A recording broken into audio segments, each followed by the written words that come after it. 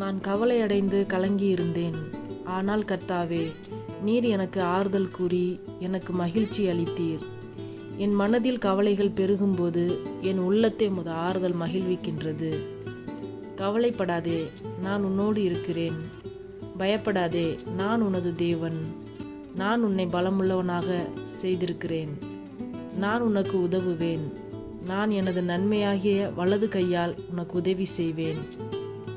என்னுடைய சமாதானத்தையே உங்களுக்கு கொடுக்கிறேன். உங்கள் இருதயம் கலங்காமலும் பயப்படாமலும் இருப்பதாக.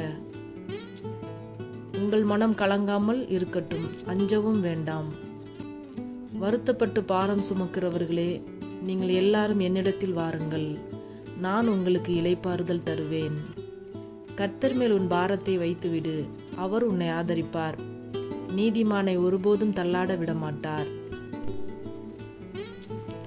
நீங்கள் எதை குறித்தும் கவலைப்படாமல் எல்லாவற்றையும் குறித்து உங்களுடைய விண்ணப்பங்களை ஸ்தோத்திரத்துடன் ஜெபத்தினாலும் வேண்டுதலினாலும் தேவனுக்கு தெரியப்படுத்துங்கள். நீங்கள் பிரார்த்தனை செய்யும் பொழுதெல்லாம் நன்றி செலுத்துங்கள்.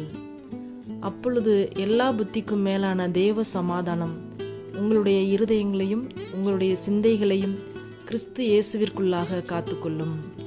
தேவன் தரும் சமாதானம் மிக உயர்ந்தது. இயேசு உங்களை விசாரிக்கிறவராக இருப்பதினால் உங்களுடைய கவலைகளை எல்லாம் அவர் மேல் வைத்து விடுங்கள். அவர் உங்களை கவனிப்பதால் உங்கள் கவலைகளை அவரிடம் விட்டு விடுங்கள். நாளைக்காக கவலைப்படாதீர்கள். நாளையை பற்றி கவலைப்பட வேண்டாம். உங்கள் நாளையும் கடவுள் பார்த்துக்கொள்வார். கர்த்தரையும் அவரது பலத்தையும் பாருங்கள். எப்போதும் அவரிடம் உதவிக்கு போங்கள்.